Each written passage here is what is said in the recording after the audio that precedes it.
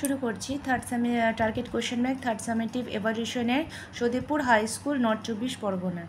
তো বলছে এখানে the royal children learn the skills of using weapons from Dronacharya. রাজপরিবারের ছেলেরা দ্রোণাচার্যের কাছে অস্ত্রচালনার কৌশল শিক্ষালাভ করেছিল।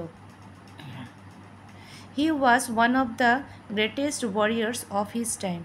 তিনি ছিলেন সেই সময়কার সবচেয়ে বীর যোদ্ধাদের মধ্যে অন্যতম। He had learned the secret of powerful weapons from Parashuram. তিনি পরশুরামের কাছ থেকে শক্তিশালী অস্ত্রশাস্ত্রের গুপ্তবিদ্যা শিক্ষালাভ করেন। The Pandavas and the Kauravas were quick to learn. Pandava এবং কৌরবরা বেশ তাড়াতাড়ি সব কিছু শিখে নিতে পারত। They soon picked up various skills. শীঘ্রই তারা বিভিন্ন প্রকার কৌশল শিখে নিল। All the princes learn the use of all the weapons. রাজপুতদের সকলেই সব ধরনের অস্ত্রবিদ্যা আয়ত্ত করে নিল।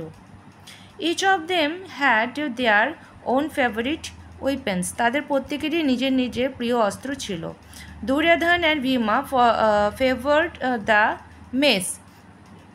দুর্যোধন এবং ভীমের প্রিয় অস্ত্র ছিল গদা। Yudhishthir choice of weapon was the spear. যুধিষ্ঠিরের পছন্দের অস্ত্র ছিল বর্ষা। Arjuna was fascinated by bow and arrow. অর্জুনের একমাত্র প্রিয় অস্ত্র ছিল তীরধনুক। The twins Nakula and Sahadev were most comfortable with sword. Nakul এবং সহদেবের তরবারি চালনায় সবচেয়ে বেশি স্বচ্ছন্দ ছিল। তো এই হয়ে গেল আমাদের সিনের পোর্শনটি। এখন আমরা কোশ্চেন অ্যান্সারগুলো শুরু করব।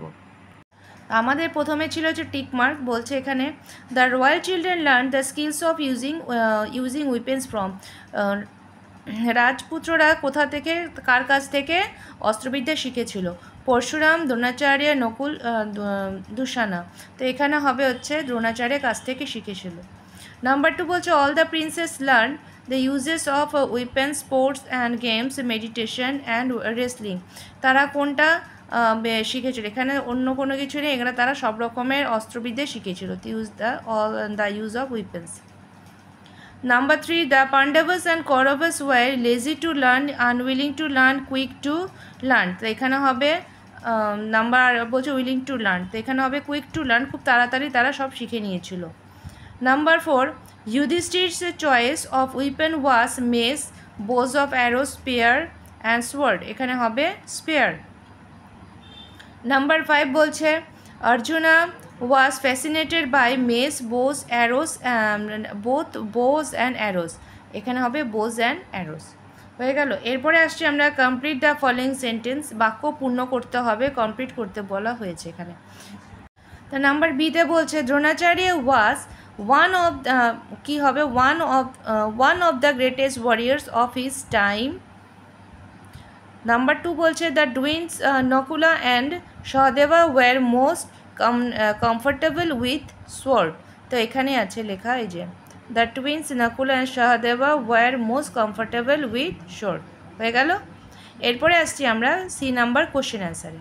তো কোশ্চেনটা এখানে কি আছে? Who taught Dronacharya the secret of powerful weapons. তাকে অস্ত্রবিদ্যা কে শিখিয়েছিল? তিনি কার কাছ থেকে গুপ্তবিদ্যাটি শিখেছিলেন? তা আমাদের উত্তর হবে Parashuram taught Dronacharya the secret of powerful weapons. তারা পরশুরামের কাছ থেকে দ্রোণাচার্যকে তার অস্ত্রবিদ্যা গুপ্ত রহস্য শিখেছিল। তো এবার হয়ে গেল আমাদের সিনের পার্ট। এরপরে আসছি আমরা আনসিনের portion. Born in 1896, Salim Ali, the youngest of 10 children, was orphaned early. 1896 সালে সালিম আলীর জন্ম হয়। সে খুব তাড়াতাড়ি অল্প বয়সেই অনাথ আশ্রমে তাকে যেতে হয়েছিল। He worship his stylish uncle the famous sportsman Amiruddin Tyabji, who accompany the member of the royalty on hunting ট্রিপসে। তার কাকু ছিল বিখ্যাত একজন খেলোয়াড়, তার নাম আমিরুদ্দিন তেবজি। তিনি রয়্যালটি ক্লাবের মেম্বার ছিলেন। শিকারের জন্য তিনি সেখানে একজন রয়্যালটি ক্লাবের সদস্য ছিলেন। At the age of 10, his uncle presented him an air gun. ঠিক 10 বছর বয়সে তার কাকা তাকে এয়ারগান কীভাবে চালানো হয় তিনি তাকে শিখিয়েছেন। And the boy shot a strange sparrow with a yellow spot on his টট। এবং সেই ছোট ছেলেটি বল্লম কীভাবে ছুটতে হয় যার ঠিক মাথার উপরে ইয়েলো স্পট দেওয়া থাকে, সেটা কীভাবে তাকে ছুটতে হয় তা সে খুব তাড়াতাড়ি আয়ত্ত করে ফেলেছিল। এখন চলে আসছি আমরা টিকমার্কে অল্টারনেটিভে। তো এখানে টিকমার্কে প্রথমে বলছে সালিম আলিস আঙ্কেল ওয়াজ, এখানে কি হবে ডক্টর, স্পোর্টসম্যান, ইঞ্জিনিয়ার, এখানে হবে স্পোর্টসম্যান। নাম্বার 2 বলছে এ স্প্যারো হেড, স্প্যারোর যে মাথার উপরে কী ছিল, এই yellow spot on his through. Salim Ali, number 3 বলছে সালিম আলী ওয়াজ গিফটেড কি এয়ারগান।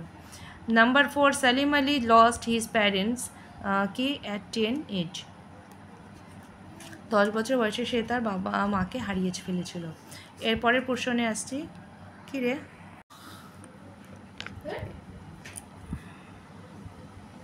এরপরে কোশ্চেনে বলছে when was Salim Ali born? তো Salim Ali was born in 1896. How was the uncle of Salim Ali? Salim Ali's uncle was stylish.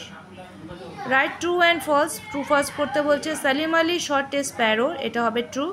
Number 2 বলছে Salim Ali was the youngest of 10 children, এটা হবে true.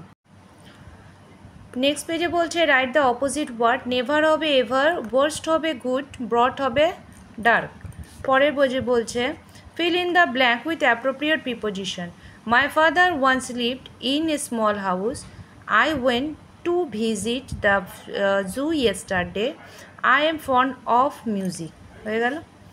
Number সিতে বলছে আমাদের fill in the blank with the present continuous forms, present continuous form দিয়ে আমাদেরকে fill up করতে বলছে। তো এখানে লেখো ব্র্যাকেটে দেওয়া আছে কুক, এখানে ফিনিশ, এখানে ওয়ার্ক, এখানে স্টাডি। তো এখানে আমাদের প্রেজেন্ট কন্টিনিউয়াস টেনের ক্ষেত্রে কি করতে হবে, ইজ থাকলে ভার্বের সঙ্গে আইএনজি দিতে হবে, মানে আমাদের থার্ড পার্সনের সঙ্গে ইজ, ফার্স্ট পার্সনের সঙ্গে অ্যাম হলো। যদি ইউ থাকে তাহলে আর হবে, উই থাকলে আর হয়, মানে এটা হচ্ছে প্রেজেন্ট টেন্সের ক্ষেত্রে। তাহলে my mother is singular number, সেই জন্য cooking. The company is finishing, I am working, she is studying, এটা প্রেজেন্ট টেন্স, যেহেতু প্রেজেন্ট কন্টিনিউয়াস সেই জন্য এখানে ইজ হলো, ইজ অ্যাম বসলো। আর যদি এটা পাস্ট হতো তাহলে এখানে ওয়াজ বসে যেত সব কটাতে, হলো। পরেরটাতে বলছে কি এখানে আমাদেরকে রাইটিং স্কিল বলছে। তো রাইটিং স্কিল এখানে দেখো তোমাদের দুটো দেওয়া আছে, তো দুটোই তোমাদেরকে করিয়ে দিচ্ছি ছোট ছোট করে লেখা, ওকে। তো প্রথম যেটা আছে সেটা হলো কি মাই স্কুল, ইয়োর স্কুল সম্পর্কে বলছে একটি, বলছে the name of my school is Chopra girls high school, এখানে তোমরা তোমাদের স্কুলের নাম লিখবে। The school is situated at Chopra, এখানে তোমরা লিখবে হচ্ছে দ্য স্কুল ইজ সিচুয়েটেড, তোমরা যেই জায়গাটায় স্কুল আছে সেই জায়গাটার নাম লিখবে। There are 1200 students in our school, there are 30 teachers in our school, there is a big play ground and a big library in our school, I like my school very much. এরপরেরটি বলছে তোমাদেরকে sportsman সম্পর্কে লিখতে। তো আমি এখানে sportsman সম্পর্কে অনেকেই আছে, তোমাদের প্রিয় যে কোনো কিছু লিখতে পারো, আমি এখানে সচিন টেন্ডুলকার সম্পর্কে লিখেছি। A sports person of India is Sachin Ramesh Tendulkar, একজন বিখ্যাত খেলোয়াড় হলেন Sachin Ramesh Tendulkar. He was born on 24 April 1973 in Maharashtra, তিনি 1973-তে 24শে এপ্রিল তিনি মহারাষ্ট্রে জন্মগ্রহণ করেন। He is an Indian professional cricket player, তিনি একজন ভারতীয় ক্রিকেট প্লেয়ার ছিলেন।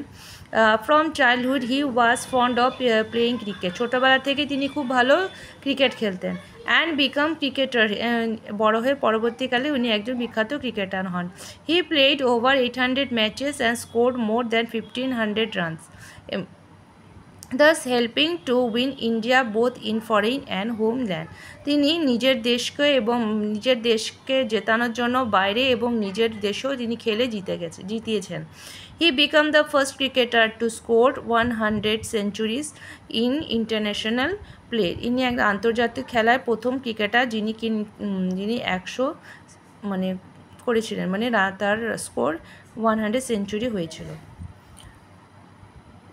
তে হয়ে গেল আমাদের দুটো রাইটিং, খুব তাড়াতাড়ি করে বোঝানো হলো। যদি তোমাদের ভালো লাগে অবশ্যই একটি লাইক করো আর চ্যানেলটি সাবস্ক্রাইব করতে একদম ভুলো না, পারলে ভিডিওটি শেয়ার করো।